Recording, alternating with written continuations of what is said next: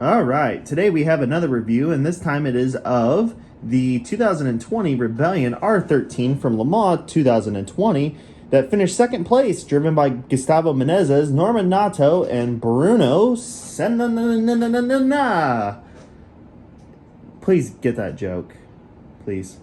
Anyways, so this is an interesting one because this is Rebellion Racing's last race in the FIA WEC, their last Le Mans, their second overall podium, and the closest that they've ever been to a win. Also of significance, this is the first time that a privateer has finished second. Now, a privateer P1 car, might I add, has finished second since 2006. Thanks to the issues from the number 7 Toyota at exactly midway. But sadly, this was Rebellion's final 24 hours in Le Mans after debuting in 2007 and with the Spiker Squadron, and then their first prototype appearance in 2008. Obviously, this car is the R13. I call it the Orca 07 on steroids, but anyways, we'll get to that. So here at the front, and then obviously you got the wooden base that we always get from Spark, but we'll go ahead for the purposes of this review and remove it. So the car is half black, half white with a chrome red strip down the middle, which does look good. Its sister car has the black windshield banner up here. This one has the white, and then it has zebra stripe kind of markings all along it. Now this one is in the low downforce Le Mans specification, so it does have the long tail. So let's go ahead into it. On the front nose, we have Rebellion Limo that's been a sponsor there since at least 2010. Princess Charlene's foundation that was heavily pushed during the 24-hour of Le Mans Virtual, which Rebellion won. Rebellion number 1 with the 24 Hours of Le Mans 2020 and Total as the official sponsor. You have a bunch of antennas and stuff. I don't get why the long antenna is right there on the Orcas, but whatever. And then you have a windshield wiper. This car is powered by a V8 Gibson, so basically the P2 motor on steroids. Rebellion, Princess Charlene on the fin, Lemo, and Mauser. Rebellion Racing's logo there. And then we have Rebellion on the side pod, OMP, a bunch of other sponsors that could give two craps about.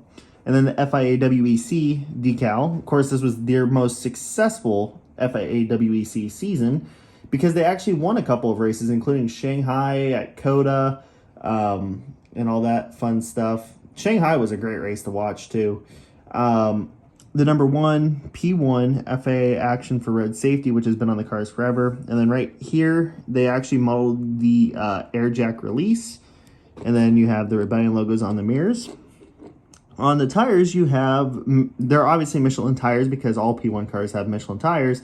And then they have Rebellion inserts at the end of the spokes, as well as a little bit of a design that reminds me of the Audi Formula E cars. And then the Swiss flag on the back because this is a Swiss team. And then a little rear shot from the exhausts. And then obviously Oreca on the back. It's funny that Hughes de Schoenack ended up with this team right when Toyota started getting successful. So I guess Hughes de Schoenack is the bad luck. Anyways, on this side, it's basically the same as the other, except for this time it's in white, or actually it's more like an off gray. From this side, it kind of reminds me of their IMSA livery that they ran just a little bit back in 2017 when they ran the North American Endurance Championship. Swiss flag on the top of the airbox and R13 up at the top of the windshield banner. One thing I never really liked about this car is the way it looks from this angle. It does have the long nose, which is a Le Mans and spot-only feature, and it kind of bends up, which is kind of weird. Like, you can see it from that angle. It kind of angles up, which is really weird to me, and I don't necessarily like the side profile of this car, though it doesn't look as obtrusive in the scale model form as it does from on the real car. So I think they did a pretty decent job of modeling it. And I actually saw last year's, and I think definitely the zebra stripes on it kind of help hide it a little bit. But This car does look fantastic.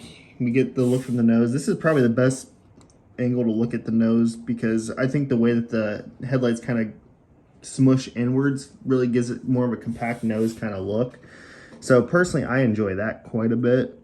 But yeah, and then underneath we got spark models and we got some arrow bits for the diffuser back there. And then the Swiss flag on the dive planes as well. Of course, this version of the R13, the low downforce, excuse me, was created after the original specification of car, which was in 2018, was very high downforce.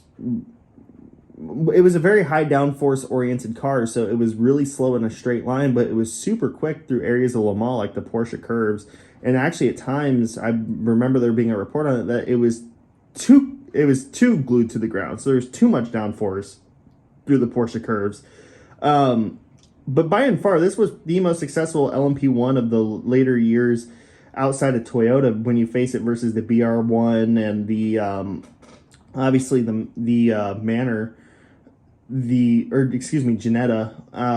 It's definitely one that will kind of endure as like the last generation of LMP1 cars. This is the one that really stands out. And it's kind of funny too because this is basically an LMP2. It's an LMP2 chassis with upgraded bodywork and the LMP2 motor just a little bit on steroids. So I think honestly this car kind of fits in the cost effectiveness perfectly well because you're literally taking something that Rebellion has had, a chassis that Rebellion has had since 2014 with the original R1. Yes, it's the same chassis.